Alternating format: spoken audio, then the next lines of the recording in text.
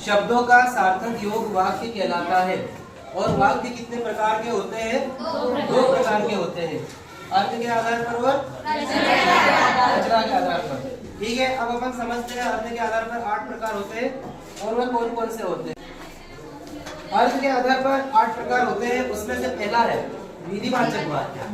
विधिवाचक वाक्य में क्या, एक सामान्य वाक्य होता है, ना प्रश्नवाचक होता है, ना निषेधवाचक होता है, ना कोई और, सीधी सीधी किसी क्रिया के उसमें होने का पता चलता है। जिसमें किसी कार्य के होने का पता चलता है वह विधिवाचक, विधानवाचक या सकारात्मक वाक्य कहलाता है।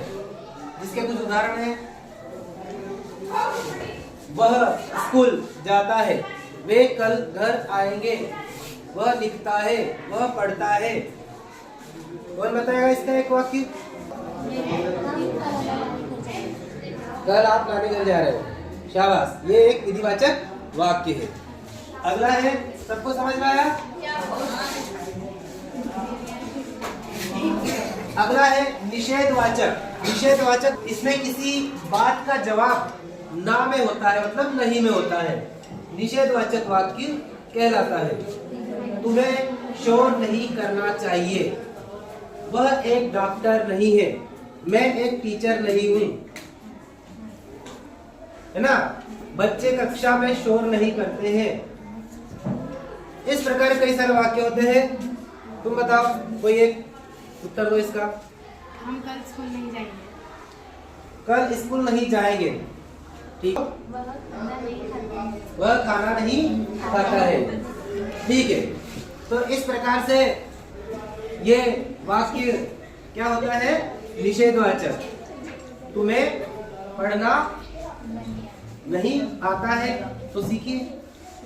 अब अगला है प्रश्नवाचक। ये बहुत ही सरल है और प्रश्नवाचक वाक्य का में पता चलता है कि कोई प्रश्न पूछा जा रहा है, इसमें प्रश्न पूछने का पता चलता है, प्रश्नवाचक वाक्य कहलाता है। तुम्हारे पास कौन खड़ा है? क्या तुम कक्षा 10वीं में पढ़ते हो? भारत देश कब आजाद हुआ था? है ना। पहला स्वतंत्रता संग्राम कब हुआ था? ये ऐसे कई प्रकार के प्रश्न होते हैं। तुम कौन हो? वह कौन है? यह पेन किसका है? ये सभी क्या है? प्रश्न है। टीचर आज जवाब देगा, क्या तुम्हें हिंदी पढ़ना आता है? हाँ। तो ये एक प्रश्न हुआ। इसके बाद अगला आज्ञावाचक। आज्ञा प्रदान करने का पता चलता है।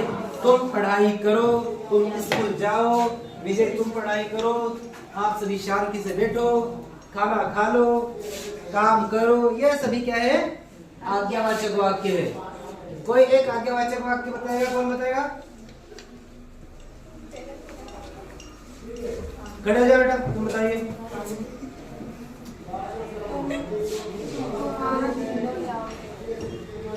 तुम आज इंदौर जाओगे नहीं, तुम आज इंदौर जाओ, है ना। ये जाओगे मतलब अपन उनसे उनकी इच्छा पूछ रहे हैं कि जाएंगे या नहीं जाएंगे, लेकिन अपन डायरेक्ट में उसको आज्ञा दे रहे हैं, आदेश दे रहे हैं, तो वह ऐसा हो जाएगा। समझ में आया सबको?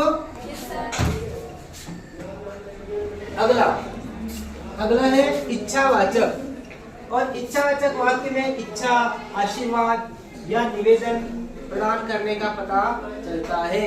हम निवेदन लेते हैं, स्कूल में आते हैं तो क्लास में आते हैं तो क्या है, कमिंग सर इंग्लिश में बोलते हो, क्या मैं अंदर आ सकता हूँ? मेरी दुआ है तुम बहुत खुश रहो, ईश्वर करे तुम्हारी नौकरी लग जाए, ये क्या है? आशीर्वाद है। और क्या मैं पानी पी सकता हूँ? ये निवेदन है। और कभी कभी हम अपनी इच्छा भी प्रकट करते हैं कि मेरी इच्छा है कि मैं आज, है ना, स्कूल नहीं जाऊं, मेरी इच्छा है कि आज मैं घूमने जाऊं, है ना। इस प्रकार के वाक्य है कि मैं घूमने जाना चाहता हूं, तो ये क्या है? उनकी इच्छा पता चल रही है। ऐसे वाक्य इच्छावाचक वाक्य कहलाते हैं। अगला है विस्मयवाचक वाक्य। ऐसा वाक्य जिससे हमें किसी बात या किसी घटना को देखकर आश्चर्य होता है, या कहीं दुख प्रकट होता है, या कहीं पर क्रोध के भाव प्रकट होते हैं, या फिर कहीं कहीं पर खुशी के भाव प्रकट होते हैं, तो वहां पर विस्मयवाचक वाक्य होता है। ओह, कहीं दुख प्रकट हुआ तो ओह यह क्या हो गया। कहीं पर हमें आसमान में बहुत सुंदर 7 रंगों वाला इंद्रधनुष दिखाई दिया तो फिर अरे कितना सुंदर इंद्रधनुष है, वाह। तो ये क्या हुआ, आश्चर्य। और कहीं कुछ हुआ, हे भगवान बहुत बुरा हुआ उसके साथ। कहीं अरे कोई कुछ अच्छा हुआ या खुशी हुई तो या इसने अच्छे से पढ़ाई की तो क्या कहेंगे, अरे वाह तुम तो सीख गई, है ना। इस प्रकार से ऐसे वाक्य जो होते हैं वो क्या वाक्य होते हैं, विस्मयवाचक वाक्य होते हैं। फिर आता है संदेहवाचक, जहाँ पर संदेह, शंका या संभावना का पता चलता है, वह संदेहवाचक वाक्य कहलाता है। शायद आज पानी गिरेगा, मेरे विचार से तुम कल जाओगे, शायद कल मेहमान आ सकते हैं। तो यहाँ क्या पता चल रहा है, एक संभावना है, ऐसा हो नहीं सकता है और हो भी सकता है, दोनों चीजें इसमें। अगला है संकेतवाचक वाक्य। इसमें क्या होता है, एक क्रिया दूसरी क्रिया पर निर्भर होती है और इसमें संकेत दिया जाता है कि अच्छे से पढ़ाई कर लो वरना फेल हो जाओगे, लिखो और याद करो, यदि पढ़ाई नहीं करोगे तो असफल हो जाओगे, है ना। ये थोड़ा सा गलत हो गया है यहाँ पे, इसको हटा रहा हूं मैं, ठीक।